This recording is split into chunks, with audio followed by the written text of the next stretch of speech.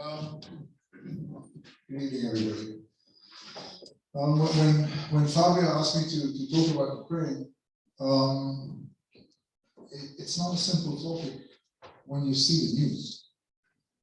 And I was thinking, what can I say which makes some sense?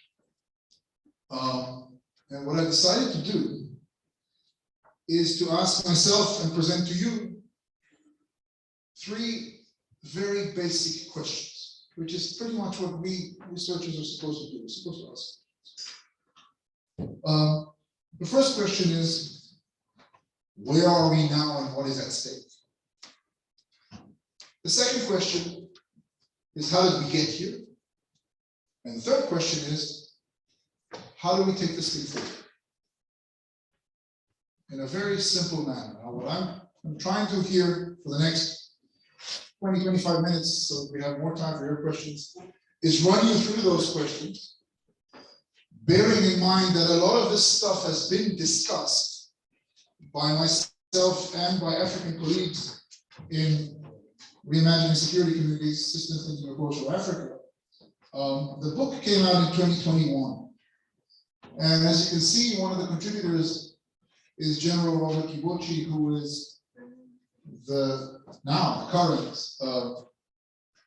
Chief of Staff of the Kenyan Defense Forces, which for people who know Africa, it's one of the leading peacekeeping forces. He himself was chief of all peacekeeping operations in Sierra Leone. And we asked ourselves questions, mainly at the time in 2021, when this was being published by Prof, on African security in a continent which has a huge amount of problems that usually we in Europe do not engage so much. 3 out of 5 borders in Africa are contested, for example. And one chapter which I was asked to write by my peers was about legal security. Well, this concept of legal security, where it comes from, what is the basis of it. And I'm going to walk you through that, because in that chapter, which I made copies of, quite a number of things which we said in 2021 actually happened. And that's both alarming, but also gives us a point to think to the future. First of all, where are we and what's at stake? I don't want to sound too melodramatic over here, but the way I see it, we're in a point where we haven't been, at least since the Cuban Missile Crisis. One, we are discussing the possibility of the usage of nuclear weapons that have been put on the table. We are perhaps witnessing today the usage of chemical weapons already. We don't know, but that was the news anyway of Mariupol this morning, which would not be something extraordinary given the fact that they were already used in Syria. We have the risk of contagion from this transgression of the international border, neighboring military occupation. Think of China and Taiwan. Think of Turkey's claim to Mosul, Russia to Moldova. And the third point is that we have, what we're seeing is perhaps a complete meltdown of the international order as we know it. Now, the closest we came at the time, I remind everybody, was Cuban Missile Crisis, but there we didn't have a questioning of the security threats. We didn't have a questioning of the order itself. We were playing within that order. Here, when we have calls, for example, of throwing Russia out of the UN or these types of questions, those were not questions that were asked at the time at the Cuban Missile Crisis. They are asked now. So that's where we are and what is at stake. I'd say the stakes are pretty high. Now, we have a tendency to think of voting patterns when we see that the General Assembly, 143 votes against Russia. Russia was removed this week, I think, or last week, this week, from the Human Rights Council.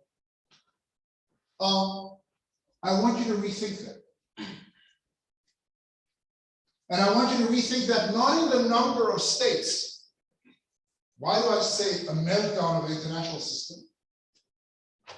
Because it's not a question of numbers of states, 143 states against whatever, against 20 or 5, against 5 with so many abstentions. I want you to count people.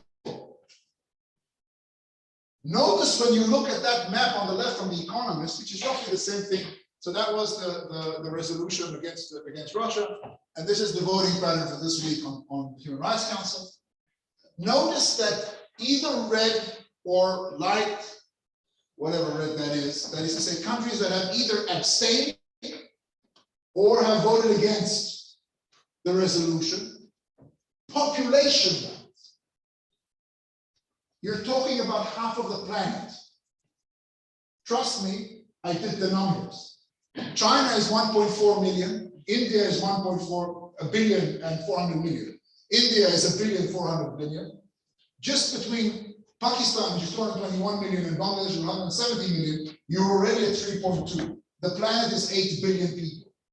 With all the other countries in it, I did the database, you're getting to over 4 billion.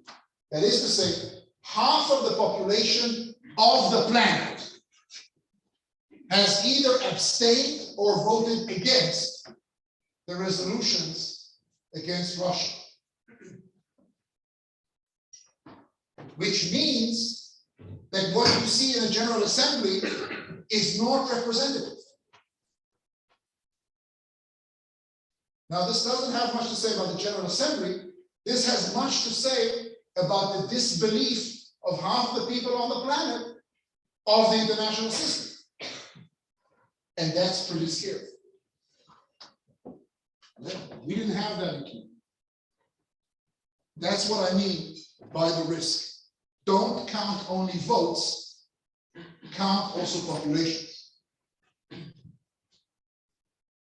And in the course of international law that I'm teaching you, when we speak about Resolution 242, one of the things we always say, why is it so strong? Because in the middle of the Cold War, 1967, the Tet Offensive in Vietnam, the Security Council comes 15-0. The unanimity at the time of 242 was extremely strong. Try imagining it, that unanimity today. It would be almost impossible. That's the difference. We have two halves of one world. How do we get here? Now, what I'm going to say now is not going to be sounding nice to a lot of people like us who are in the West. Ladies and gentlemen, we got here because of the West.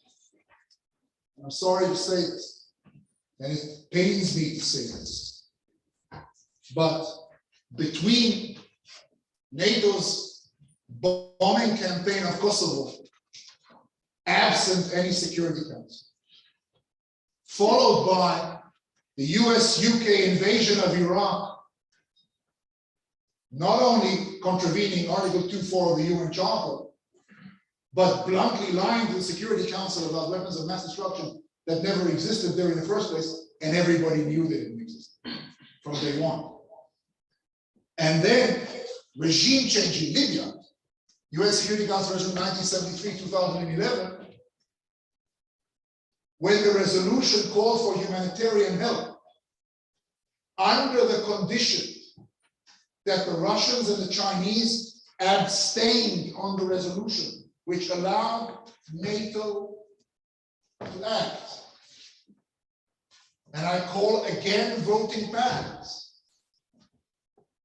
I remind everybody that UN Security Council Resolution 1973 walked through the council with 9 votes out of 15. The rest were either votes against, which were not permanent members, or 2 abstentions by permanent members. Here are the words in the chapter by the great ambassador Vitaly Chukin, who passed away, of Russia to the council. On the day of the vote over USC 1973 was Vitaly Chukin's prophetic voice. As the long-standing and highly respected Russian ambassador to the UN, which sounded the alarm bells regarding NATO's upcoming intervention in Libya.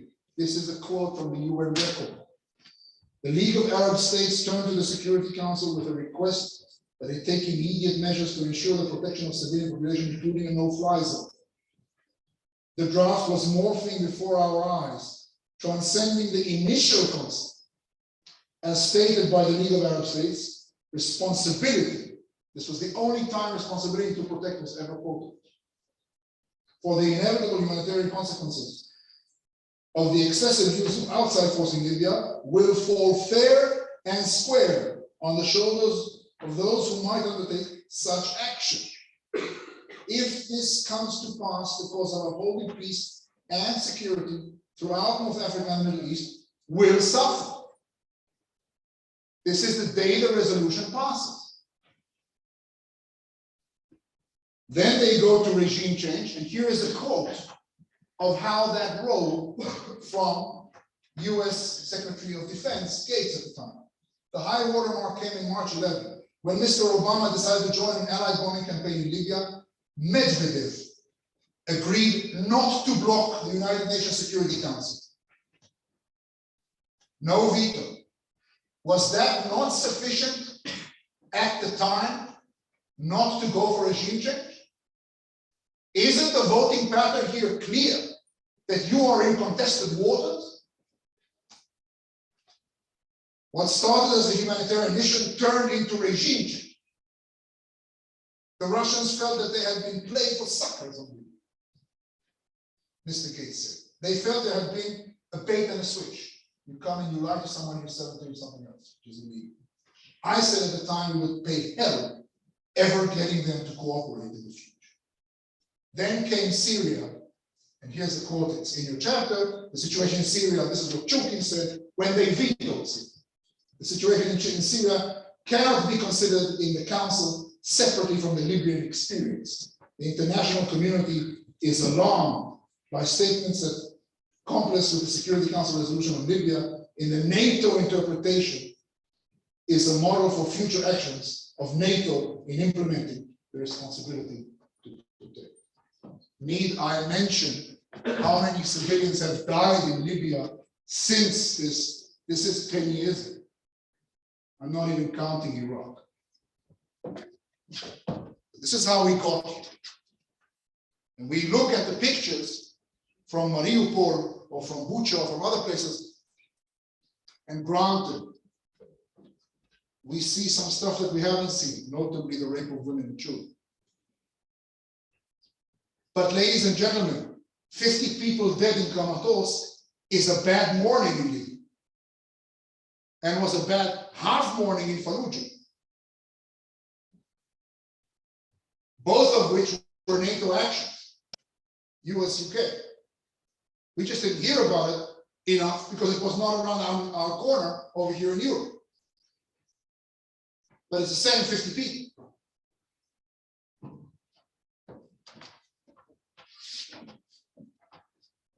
How do we go forward? I don't know how this thing plays out. I don't think anybody knows how this thing plays out. But it seems to me that. So we have a microphone. Claudia, I think it's not activated. So There are two recordings. The two recordings, don't worry. Okay, sorry. It's okay.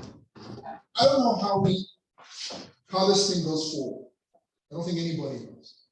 I don't think anybody anticipated up till now what has happened. Certainly not Mr. Putin, but not others. If I would have told people in the class 2 months ago that Germany would cut off Nord Stream 2, I remind everybody Germany signed Nord Stream 2 a week after Russia invaded Crimea. If I would have told people that SWIFT would have been, right, that Russia would become a pariah state and so on and so forth, it wasn't a scenario that anybody imagined. Neither is the scenario of the war that we're seeing. Neither is the scenario that the Russian army would suffer such casualties with a complete reorientation and that the Ukrainians would fight so well. None of this. Welcome to war. You always have an entry strategy. You don't know what the exit strategy looks like. Any general can tell you. So I'm not going to make any prognosis on how this thing unfolds. What I am going to put forward is 2 points, 2 principles for you to think of. One general and one specific. On the general principle, I want to talk about legal security.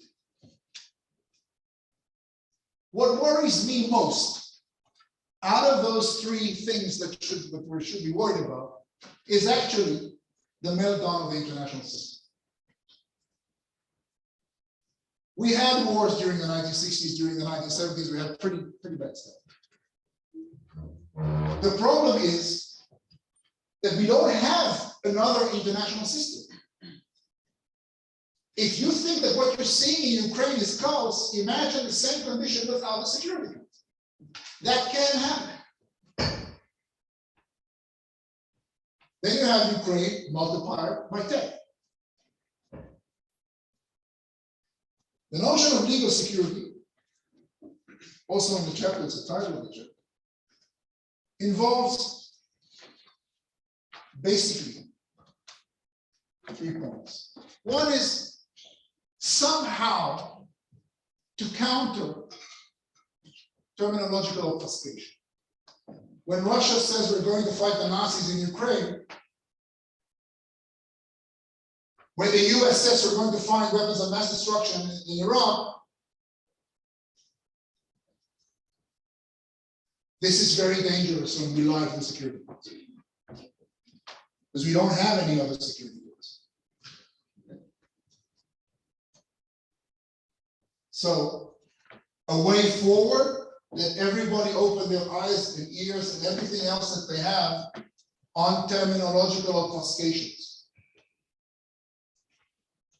The Oxford English Dictionary chose its word of the year a few years ago, which was post-truth. This condition, I have it even in the chapter somewhere. Look it up.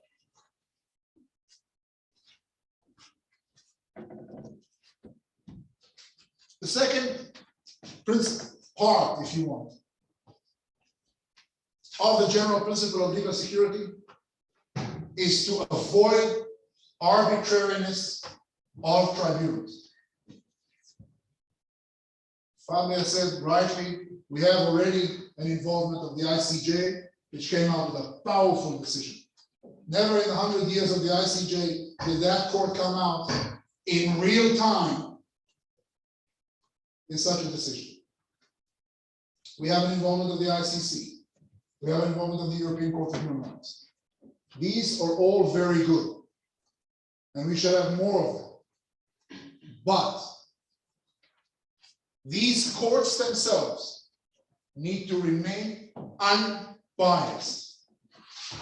When a weakened ICC goes now to look at Ukraine, after there was a time when that court almost went into cardiac arrest because it was putting on trial only black people.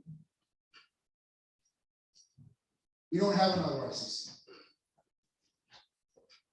So we cannot afford to lose. The third point, more involvement of the courts.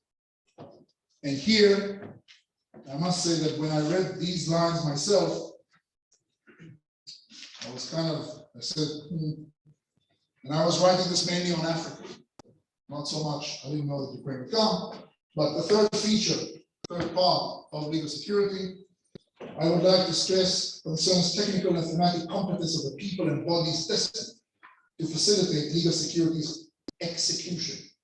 In a sense, this feature comes to serve as the key bridge between the answer to the question of what legal security is and the question of who ought to do it.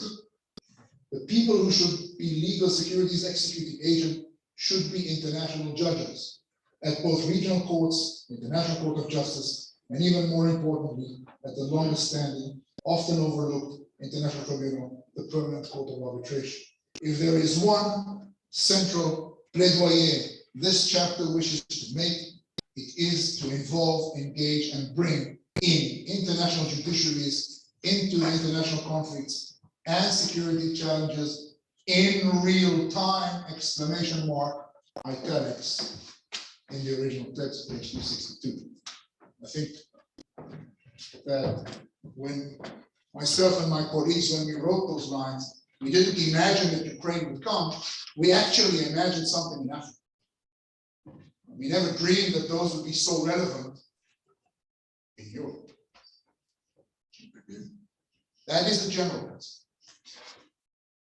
Now I come to the specifics.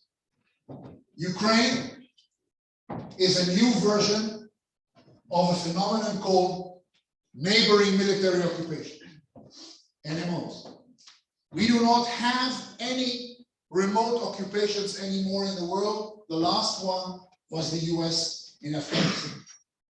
All occupations in the world today, the condition where a military of a foreign power stands its boots on an international territory to which it does not have legal title, are neighboring military occupations. This map shows you the ones which have been concluded in yellow and the ones which are going on in green.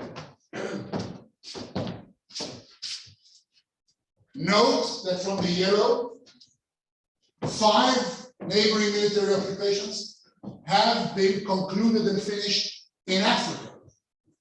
And this has much to do with the ascendance of power of the African Union and its Peace and Security Council. We had the last neighboring military occupation in Europe was in fact the Saarland, 1946, 1957, 55, 6. We never had a neighboring military occupation in the Western Hemisphere in the Americas, not least because of the power of the regional organization there, the Organization of American States. Regional organizations, read the African Union, read the EU, read the Organization of American States, are probably the biggest harbingers of peace.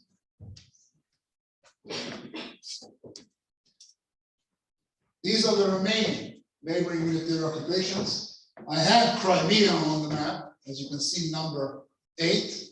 Now, of course, you would have to do a number 10, which would be Eastern Ukraine, Donetsk, Luhansk, and so on. The last one is the newest one, of course, is Turkey and Northern Syria, 2016, which is number 9. Why did I put Morocco? And why did I say in the opening of this talk,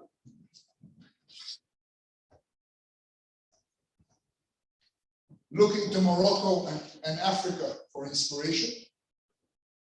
I look to Africa for inspiration because it is the place where a regional organization manages to conclude occupations, which means manages to improve the lives of civilians under foreign military rule.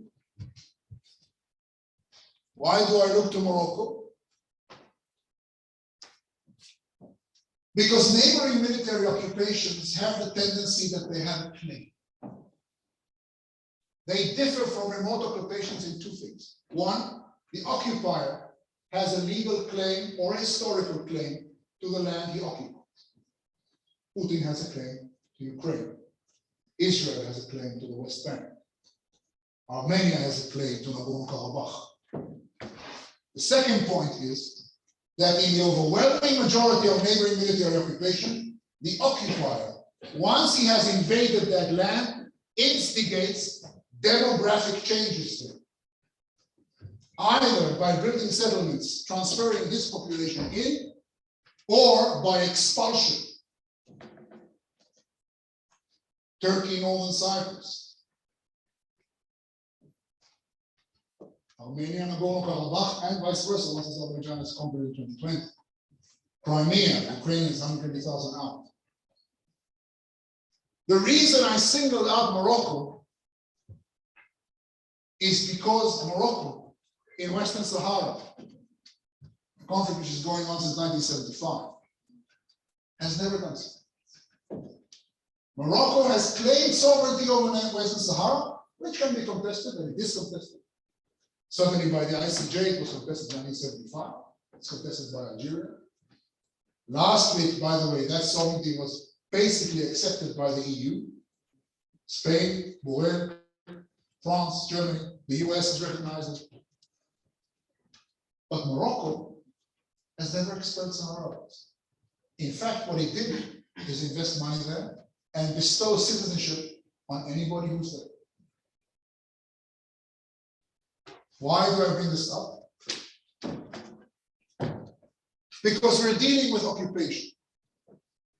And in neighboring occupation, we're dealing for a claim of sovereignty by the neighboring occupier.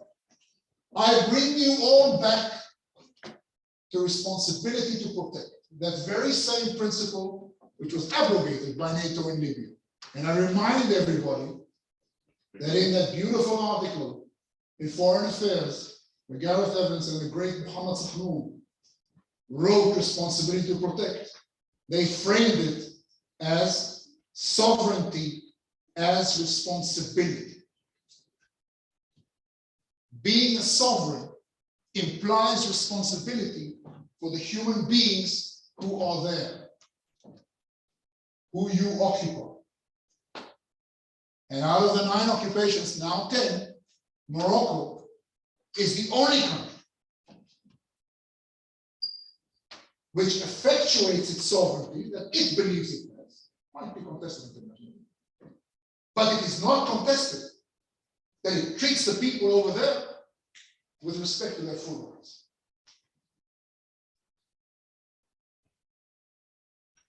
So if there's one way to take this thing forward, is to accept that neighboring military occupations happen. We have had 23 cases since World War II. They're probably not going to leave us very soon. Israel of Palestine is 55 years this year, in 2 months, in June. But at the very least, what we need to ask occupiers is to execute sovereignty as responsibility, and therefore to maintain the rights of the occupier as civilians. And I would take this one step further, and I would say the reason that many countries in the world today are beginning to accept Morocco's claim for sovereignty over Western Sahara in contravention of the ICJ advisory opinion of 1975 is precisely because Morocco is executing sovereignty as responsibility for the people, which is precisely the reason why no one will ever accept Turkey's claim to Northern Cyprus, precisely because it has never paid the damages that the European Court for Human Rights has issued upon it in Cyprus versus Turkey for satisfaction. I would claim that Russia has lost any chance of the world accepting Donetsk and Luhansk as Russian territory with the rape of women and children. If indeed you claim sovereignty, then you have ipso facto claimed its responsibility. You cannot dissociate sovereignty from responsibility to the people, to the human beings who are there. And I'll stop.